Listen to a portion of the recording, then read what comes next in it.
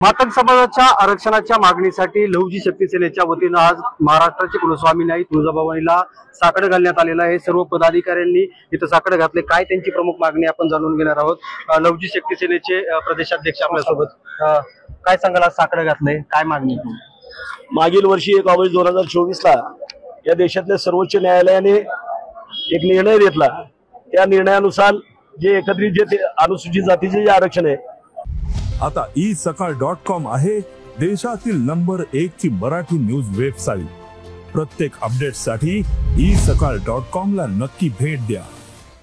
त्या एकत्रित आरक्षणाच्या वर्गवारीला त्यांनी या ठिकाणी मंजुरी दिली आणि त्या पद्धतीने सर्व राज्यांनी तो अधिकार त्यांना देण्यात आल्यानंतर देशामध्ये आम्ही पाहतो की देशातल्या इतर राज्यामध्ये हा निर्णय लागू झाल्यापासून जवळजवळ 5 राज्यामध्ये या ठिकाणी त्या निर्णयाची अंमलबजावणी सुरू आहे। त्याच्यामध्ये पंजाब असेल, हरियाणा असेल, कर्नाटक असेल किंवा तेलंगणा असेल इत्यादी राज्यामध्ये देखील या उपवर्गीकरण सुरू झालेलं असताना काल परवा जन्माला आलेलं तेलंगणा राज्य, त्या राज्याने देखील 14 एप्रिल 2025 ला ऐतिहासिक हा निर्णयाची त्या ठिकाणी अंमलबजावणी केलेली आहे।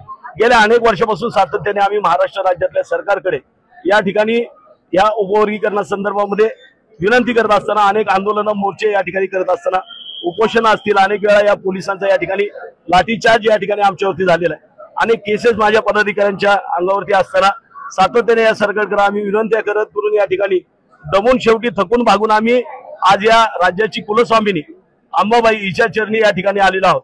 ज्या पद्धतीने अंबाबाईंनी छत्रपती शिवरायांना स्वप्नात येऊन दृष्टांत देऊन स्वराज्याची निर्मिती करायला सांगितलं, त्याच पद्धतीचा दृष्टांत या राज्याच्या मुख्यमंत्र्यांना त्यांनी द्यावा आणि या राज्याच्या मुख्यमंत्र्याला सद्बुद्धी द्यावी की या मातंग समाज आणि शोषित पीडिताचं जे उपवर्गीकरणाचं जे मागणं आहे ते तत्काळ त्यांनी मंजूर करावं ही विनंती करण्यासाठी या ठिकाणी आज देवीच्या चरणी आलो। गेल्या अनेक वर्षापासून आंदोलन करताय, मात्र तरी सरकार लक्ष देत नाही। काय आगामी भूमिका असणार? निश्चितपणाने आदरणीय विष्णुभाऊ कसबे साहेबांनी सांगितल्याप्रमाणे आम्ही शासकीय नियमांना धरून शांततेनं अनेक आंदोलन केलेले आहेत, पदयात्रा केलेल्या आहेत, लोटांगण आंदोलन केलेले आहे, मोटरसायकल रॅल्या केलेल्या आहेत, अनेक आझाद मैदानावर अनेक वेळा आंदोलन केलेले आहे, नागपूरला आंदोलन केलेले आहे, अनेक कार्यकर्त्यावर केसेस झालेले आहेत। परंतु सातत्यानं हे शासन आमच्या या जिव्हाळ्याच्या मागणीकडे चालढकल करताना दिसते।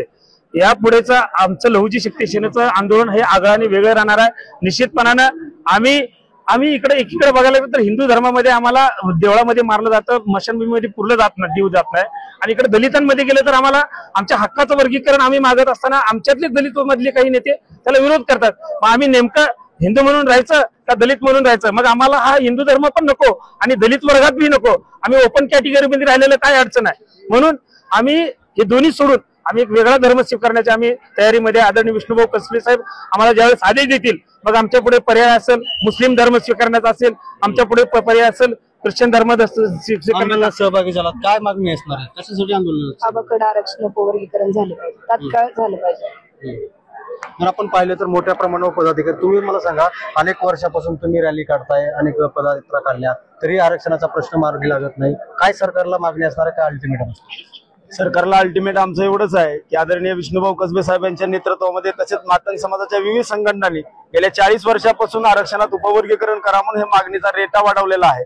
आमचं नशीब थोर की आमचं कुणी ऐकलं नाही ना, नेत्याने ऐकलं नाही ना, कुठल्या पक्षाने ऐकलं नाही, परंतु या देशाचं संविधान जे मातंग समाजासाठी आहे, संपूर्ण वंचित घटकासाठी आहे, त्या संविधानावर चालत असलेल्या देशाच्या सर्वोच्च न्यायालयाने गेल्या 1 तारखेला अनुसूचित जाती आरक्षणाचं वर्गीकरण करण्याला मान्यता दिली आणि त्याच धर्तीवरती आम्ही या ठिकाणी महाराष्ट्र सरकारला वारंवार विनंती करत असताना मात्र इथलं हिंदूचं सरकार पण उरबडवणारे आमचे मुख्यमंत्री ते मात्र आमच्याकडे दुर्लक्ष करत असतील तर आमचा जाहीर या देवीच्या समोर, ज्यांना आपण हिंदूची देवी म्हणतो, त्या देवीच्या समोर आमचा जाहीर इशारा आहे की आम्ही हिंदू धर्म सोडणार आहे। भविष्यामध्ये आम्हाला धर्मांतराची चळवळ हातात घ्यावी लागेल की काय, अशा पद्धतीचा आमचा इशारा या सरकारला असणार आहे। ठीक आहे, आपण जर पाहिलं तर कार्यकर्त्यांची आक्रमक भावना आहेत, आमचा प्रश्न मार्गी लावा अशीच मागणी आता या सर्व पदाधिकाऱ्यांनी तुळजाभवानी सुरू आहे।